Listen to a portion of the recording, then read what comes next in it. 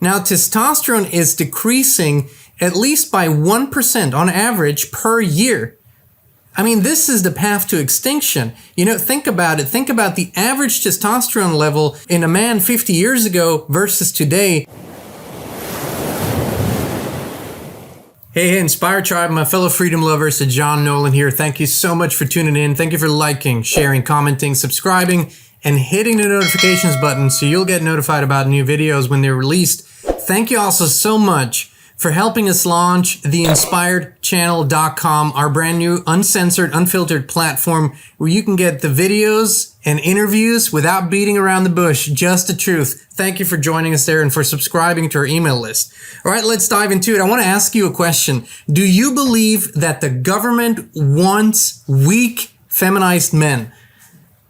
You know, it's a weird question to ask. Why would governments want that? Well, in the past, governments really wanted a strong man. They wanted masculine men. Why? Because they needed strong masculine men for the military and for the defense capabilities. Now, in recent decades, this seems to have changed quite drastically. We see that in pop culture. We see that in the entertainment industry. We see that in every aspect, even education and politics. We see feminized, weak men. Why is that? What makes men more feminine today than in the past? And how can we change this trajectory? We need to dive into the facts for this first. The reason I believe, and many others, why governments today prefer weak men is because there is a huge transformation going on. They want to change society.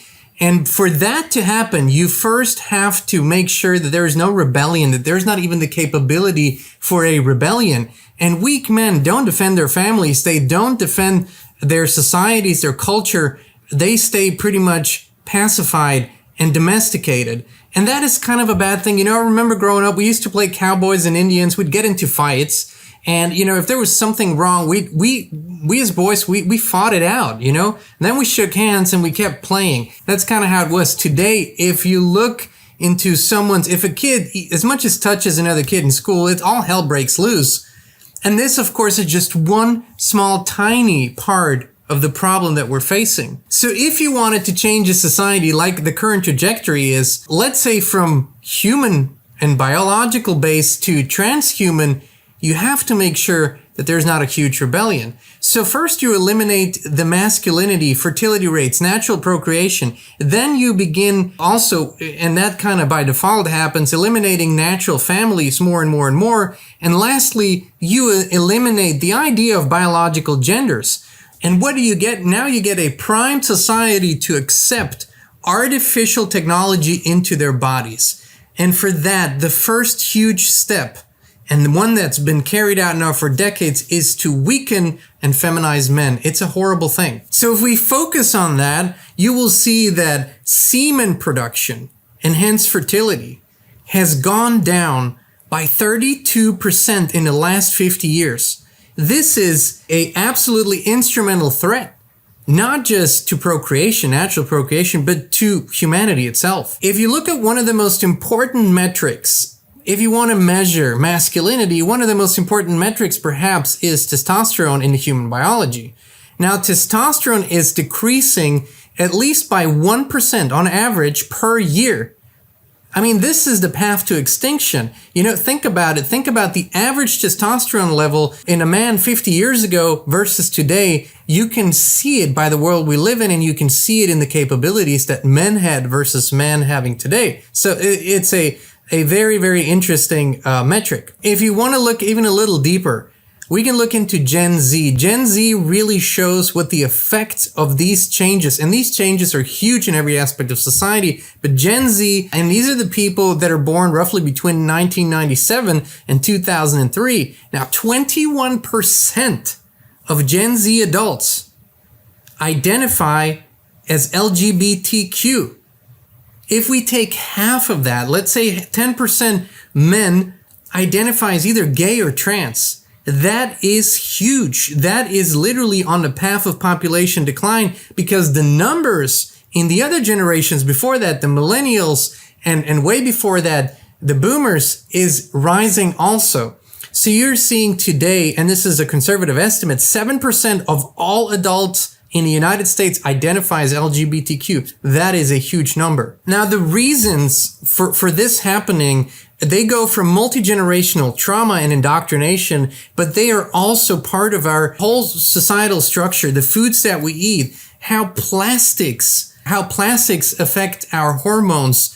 Then you go into pop culture. What is being portrayed as manly today? Look at the male pop stars. You don't really see in movies, on stage, or anywhere, you don't see masculine real men anymore. If they are masculine, they're usually a hybrid. They're usually some sort of enhanced version, like in the superhero movies. So, strong and masculine men are ostracized in society. They're being ridiculed. They're being shown as something antique, something that is inherently bad, and something that is portrayed as toxic. You've heard it often, toxic masculinity. I would say the opposite is actually toxic. The femininity of men is actually what makes men toxic. Now, all of these stats and all of these developments are highly problematic for natural procreation. They're highly problematic for population decrease or even collapse. They're problematic for defense. They're problematic for a nature-centric society and culture. The question is, what can we do about it?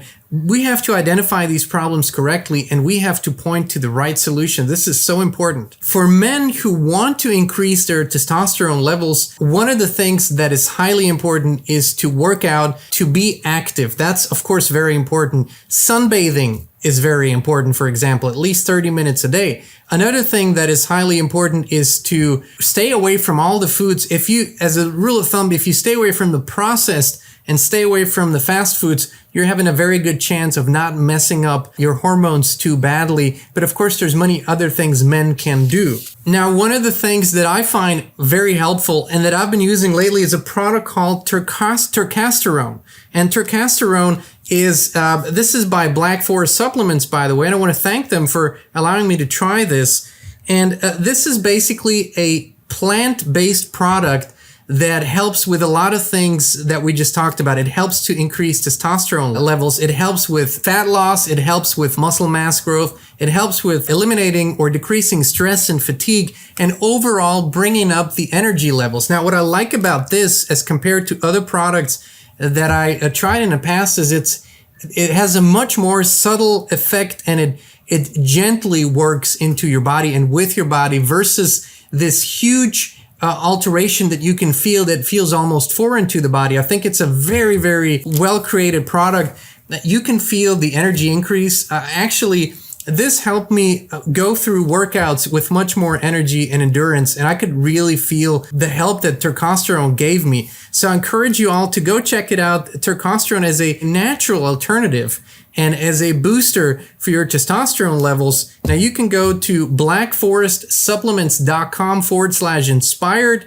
or click the link in the description or the pinned comment. You can use the coupon code INSPIRED and you save 10%. I would encourage you to give it a try. They have other great products. For me, I look for high quality, integrity, and I look for products that do not mess up or interfere with my system in a way that is disruptive, right? I want support.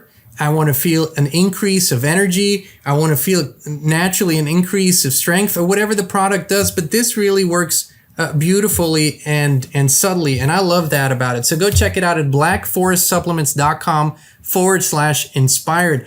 I would encourage everyone to really go into a proper problem identification when it comes to such things as we talked about in this video. The masculinity of men and even the divine masculinity is highly important for our culture, for our families, for every nation, and for the future of humanity. Humanity needs, as it was designed, two strong and fully affirmed and actualized genders. Strong men, strong women, that live up to the potential of their genders and what they were designed to be.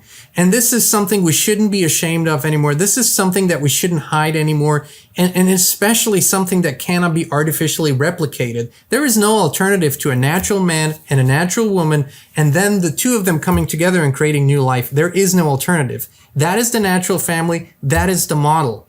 This doesn't mean that we discriminate against anyone who lives another lifestyle or any other way. Not at all. It simply means that the natural family, natural masculine men and feminine women, need to be supported. And they are naturally society's natural role model. That's how it needs to be. So I encourage you all, look at your own life, look at your lifestyle. What can you improve? What can you change? And how can you also counteract and balance out this very destructive energy that we see in the mainstream today, where men are being ostracized, strong masculine men that are living an affirmative life in that strength are being basically fought like crazy. And there's a war against masculinity, also against femininity. I believe the best possible answer to that war is to live our best life, become the best possible men we can be, become the best possible women you can be, and live that life to its fullest. That is the correct answer, my friends. All right. Thank you so much for tuning in. Thank you for joining us again today. We love you. We appreciate you. And we'll be back with you again very, very soon. Hey, John Nolan here. I'm so excited to share my new song, Faith in Me, with you. It's about the journey so many of us are on in these times. Go to johnnolan.bandcamp.com to listen or click on the link down below.